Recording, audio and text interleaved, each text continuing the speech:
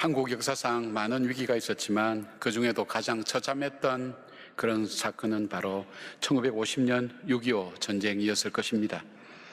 이 전쟁은 우리나라 안에서 일어났지만 전 세계 50개국이 넘는 나라가 함께 관여된 전쟁이었고, 국지전이면서도 자유민주주의와 공산주의가 맞서 싸운 세계적인 전쟁이었습니다. 10년 전 전쟁 60년을 기념해서 조선일보가 조사한 기록에 의하면 국민 90%가 6.25는 북한의 남침으로 이루어졌다는 것을 알고 있었지만 57%만이 김일성 정권의 적화 통일을 위한 도발이었다는 것으로 인정을 했습니다. 근데 금년에 중앙일보가 이제 조사한 결과에 따르면 전 세대를 통틀어서 6.25 전쟁이 일어난 연대를 정확하게 기억하지 못하는 사람들이 35.7%나 되고 있다는 사실입니다. 안타까운 것은 이 전쟁을 겪어가고 있고, 이 전쟁의 아픔과 고통과 두려움이 아직도 이 땅에 남아있음에도 불구하고 이 전쟁은 잊혀져가는 전쟁이 되고 있다는 것입니다. 세월 따라 자연스럽게 잊혀져야 될 것은 잊혀지지만, 그러나 또 다른 아픔을 반복하지 않기 위해서, 또 창조적인 미래를 만들기 위해서 우리가 기억해야 될 것은 반드시 기억하여야 될 것입니다. 오늘 본문은 이제 출애굽한 지 얼마 안 된 바로 이스라엘 백성, 광야 생활도 채 적응이 되지 않은 이스라엘 백성에게 하나님께서는 이 아말렉이라는 최강의 민족을 붙여서 전쟁을 허용하는 것을 보게 됩니다. 그리고 하나님은 이 전쟁을 하고 난 다음 이 전쟁을 책에 기록하여서 기념하라고 얘기합니다. 잊어버리지 말라는 거죠. 그리고 다음 세대인 여호수아에게 귀에 외워서 들려주라고, 그로 하여금 잊어버리지 않고 이것을 꼭 명심하고 살아갈 수 있도록 하게 하라고 하나님은 그렇게 말씀하십니다.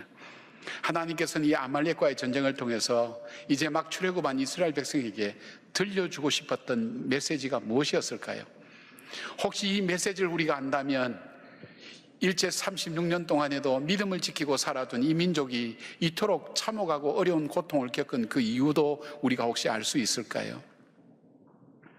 이스라엘에게 주신 메시지를 통해서 하나님께서 우리에게 주신 하나님의 메시지가 무엇인지를 찾아가는 그런 지혜로움이 예배를 통해서 함께 여러분과 나누어지기를 바랍니다. 하나님께서 왜 이스라엘 백성들에게 아말렉과의 전쟁을 허락하셨을까요? 첫째는 하나님께서는 이 세상을 살면서 정말 의지하고 바라볼 분이 하나님밖에 없다는 것을 이스라엘 백성들에게 알려주고 싶었습니다. 그들에게 꼭 각인시켜준다 그러죠. 새겨주고 싶었습니다.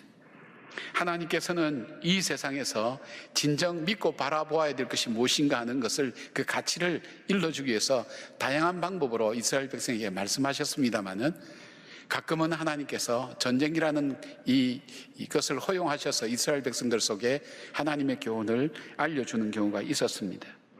왜냐하면 전쟁은 인간이 의지할 수 있는 모든 것을 아무런 소용도 없게 만드는 일이기 때문입니다. 동시에 하나님을 가장 잘 살펴보게 만드는, 하나님을 잘 바라보게 만드는 방법이 바로 전쟁이기 때문입니다.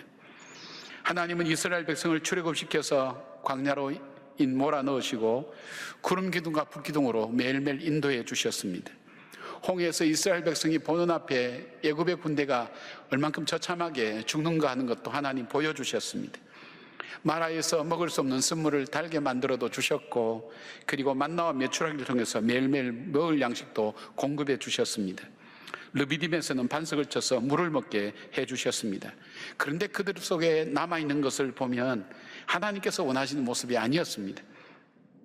하나님의 기적적인 은혜 가운데 살아가면서도 자신들의 뜻대로 되지 않는다고 그들은 불평과 원망과 하나님을 의심하는 것이 이스라엘 백성들의 모습이었습니다.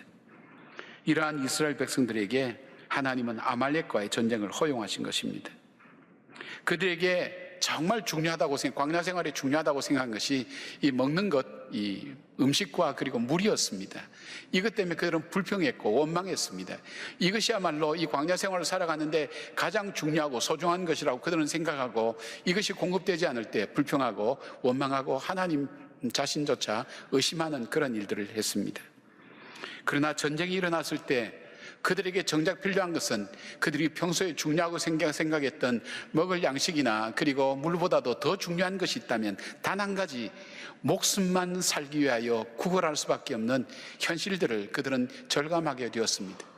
물이 중요하다고 했는데, 음식도 중요하다고 했는데, 이것이 물론 중요하지만 그러나 가장 중요한 것은 바로 내 목숨 살아나는 것 하나라는 것을 그들은 깨닫게 되었습니다.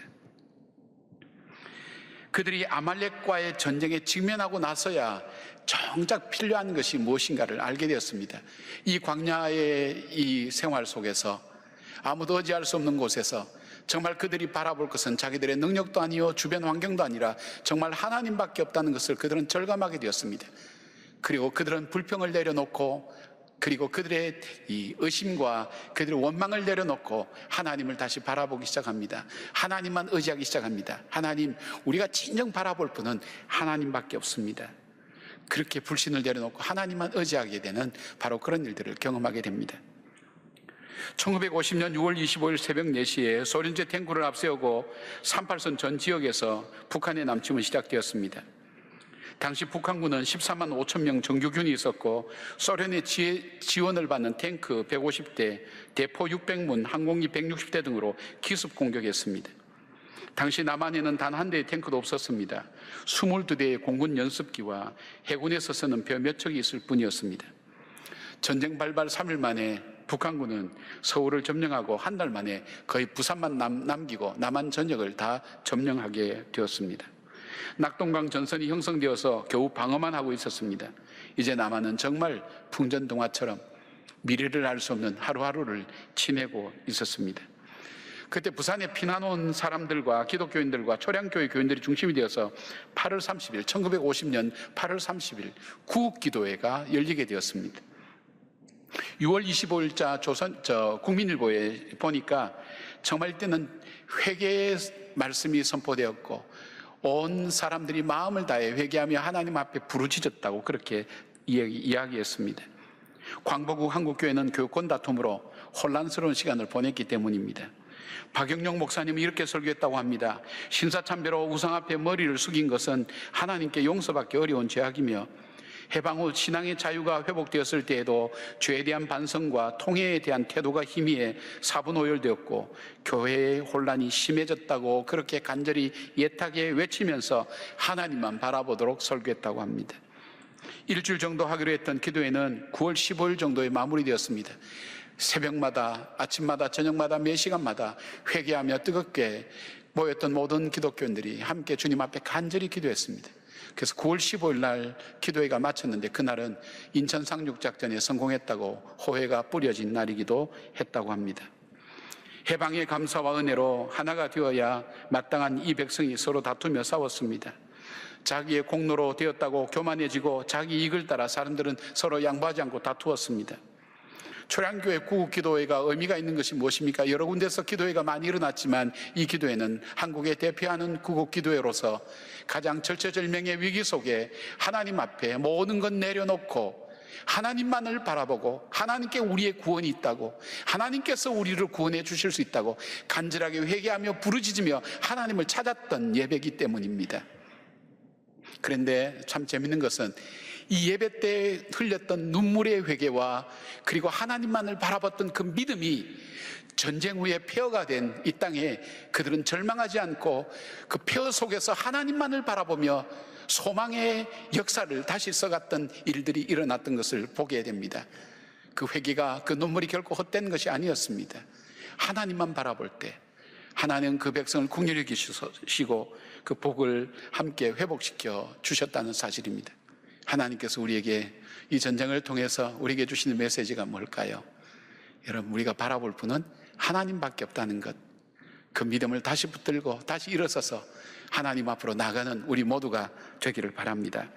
두 번째로, 하나님께서 왜 이 이스라엘에게 아말렉과의 전쟁을 허락하셨을까 할 때, 하나님께서는 그들에게 이 세상을 살아가는, 이 광야길을 살아가는 영적 원리를 가르치기를 원하셨습니다.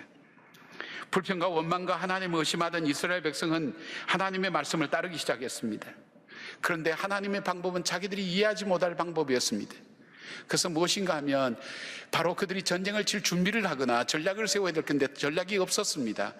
바로 하나님의 종 모세가 지팡이를 들고 높은 산에 올라가서 손을 들고 기도하면 이기는 겁니다. 그러면 이 땅에 있는 이 여호수아가 그 칼끝으로 바로 아말렉을 이길 수 있었습니다. 그러나 여호수아의 칼끝에 달려있는 것이 아니라 바로 모세의 기도에 달려있다는 것을 하나님 보여주셨습니다. 손을 들면 이기고 손을 내리면 지고 하는 것을 뚜렷하게 보여주시면서 그들이 그들의 힘과 그들의 노력으로 되어지지 않는 것을 보여주셨습니다. 무엇을 말씀하시고 싶었을까요? 하나님은 그들 백성들에게 인생을 살아가며 아말렉 같은 어려운 최강의 군대를 만나고 현실적으로 이길 만한 아무런 힘이 없다 할지라도 하나님께서 우리에게 힘이 되어주시고 그리고 하나님의 말씀으로 승리할 수 있다는 것을 우리에게 보여주시고 알려주시는 하나님의 귀한 가르침이라고 말씀하고 있습니다. 하나님은 철저하게 이 전쟁이 인간의 노력과 예수로 이루어지는 것이 아닌 것을 증거로 보여주고 있습니다. 정말 그들의 노력이나 그들의 방법이 아니라 이 전쟁은 하나님께 속하였다는 고백을 할 수 있도록 그렇게 가르쳤습니다. 아말렉과의 전쟁을 통해서 인생을 살아갈 때, 광야길을 살아갈 때 진정한 승리의 삶이 무엇인가 하는 것을 알려주시는 것입니다. 다윗이 골리앗과 싸울 때 그가 담대하게 나갈 수 있었던 것은 자신의 힘이 아니라 이 믿음이었습니다. 사무엘상 17장 47절에 또 여호와의 구원하심이 칼과 창에 있지 아니함을 이 무리에게 알게 하리라.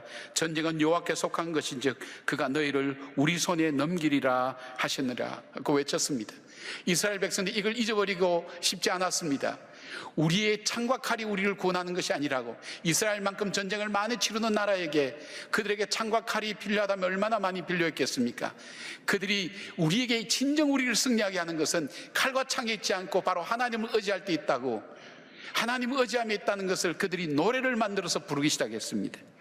시편 44편 6절부터 7절에 나는 내 활을 의지하지 아니할 것이라 내 칼이 나를 구원하지 못하리이다. 오직 주께서 우리 원수들에게서 구원하시고 우리를 미워하는 자로 수치를 당하게 하셨나이다. 바로 그들은 철저하게 우리의 승리가 칼과 창에 있지 않다는 것을 그들은 고백하며 노래를 불렀습니다. 무엇입니까? 하나님의 영적 전쟁의 원리에 승리가 있다는 것을 알게 됐습니다. 무엇입니까? 기도의 힘이었습니다. 그리고 칼끝으로 이겼던, 말씀으로 이겼던 그들의 역사 속에 하나님이 가르쳐 주신 그 교훈을 따라 살았던 것입니다. 사랑하는 여러분, 오늘 우리는 인생을 살아가며 우리의 앞길에 아말렉 같은 적들을 만날 수가 있습니다. 내 힘으로, 내 능력으로는 도무지 되어지지 않습니다. 그것 때문에 좌절합니다. 절망합니다. 그러나 하나님께서 말씀합니다. 그것 때문에 좌절하고 절망할 것이 아니라 내가 너를 위하여 돕고 기도하고 있지 않느냐. 성령이 말할 수 없는 탄식으로 우리를 위하여 기도하고 있지 않느냐. 우리가 나갈 길은 하나님이 내게 주신 그 약속의 말씀을 붙들고 약속의 말씀을 통해 현실을 바라보고 약속의 말씀을 붙들고 소망으로 바라보며 오늘 하루하루를 믿음으로 지나갈 때에 그 적들은 무너질 수밖에 없다는 것을 주님께서 우리에게 말씀하고 있습니다. 낙담하지 아니하고 믿음으로 하나님께 기도의 자리에 나가며 하나님의 말씀을 붙들고 말씀의 눈을 통해 현실을 바라보며 주의 도우심을 구할 때 승리하는 길들이 열려지는 것을 말씀하고 있습니다. 사랑하는 여러분, 내 눈앞에 전개되는 일들이 불가능한 것처럼 보여지고 극복할 수 없는 것처럼 보여진다 할지라도 좌절하지 마시기를 바랍니다.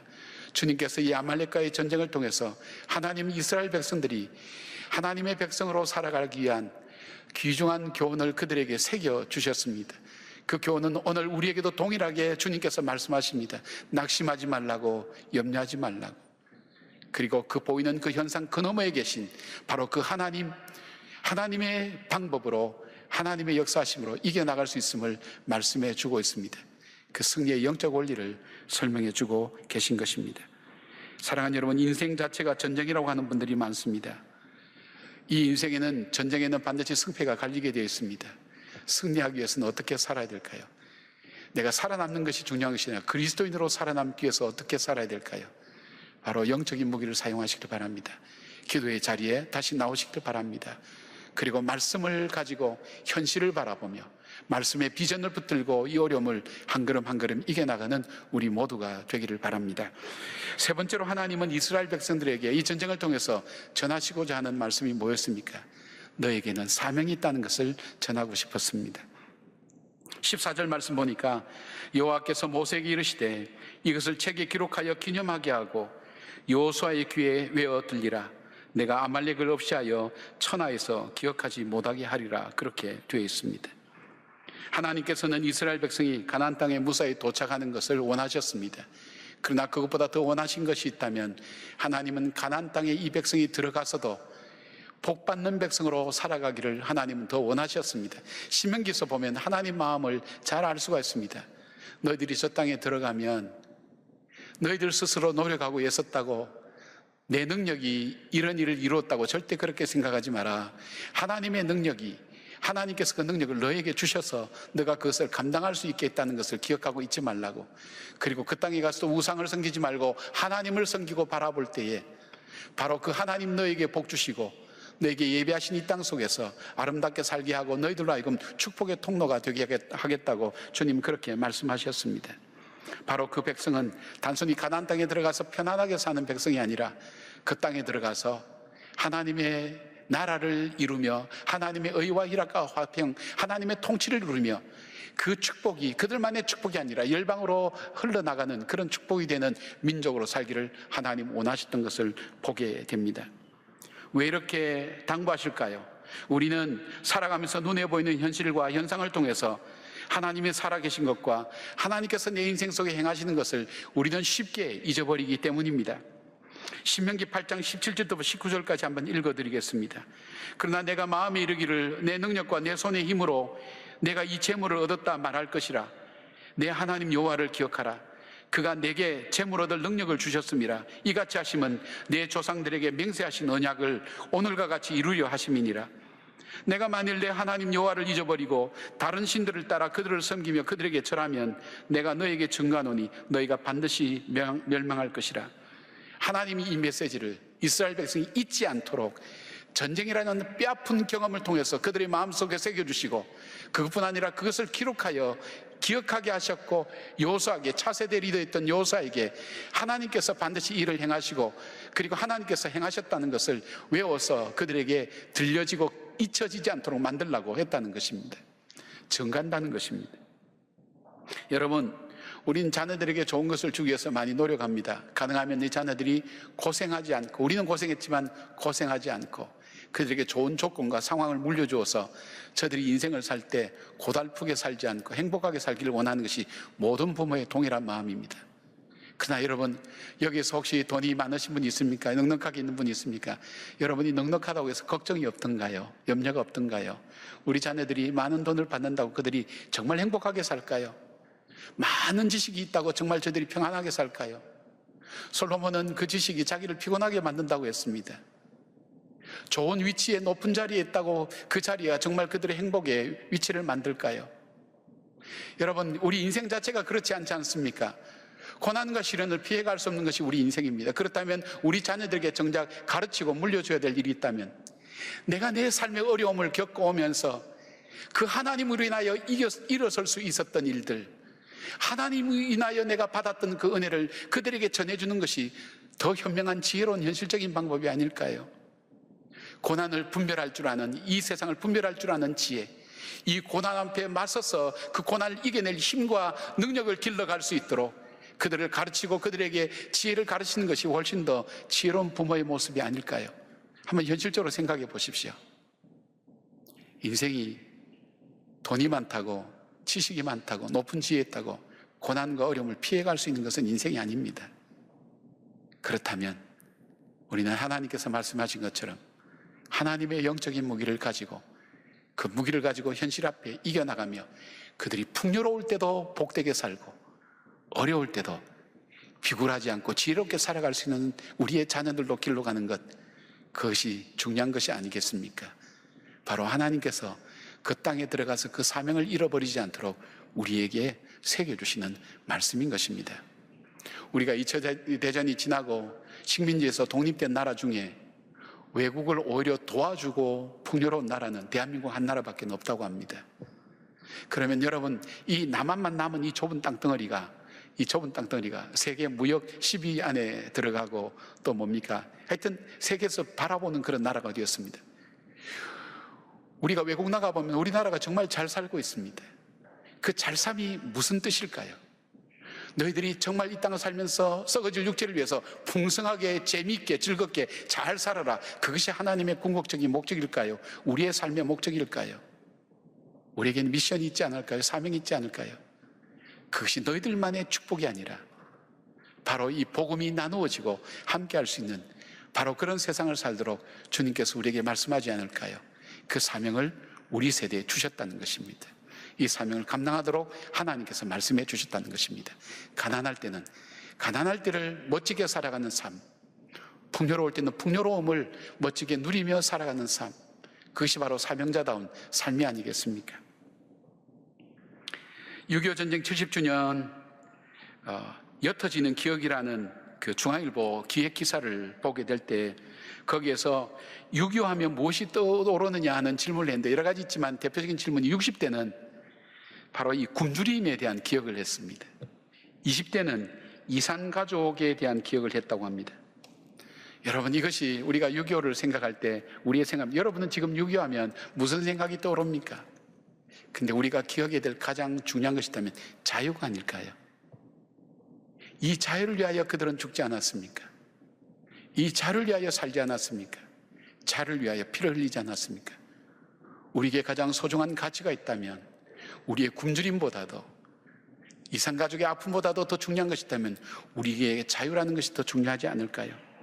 만약 6.25 전쟁의 희생과 아픔을 극복하고 이 땅을 지켜내지 못했다면 우리의 삶은 지금 어떠할까요? 상상해 볼 수 있습니다.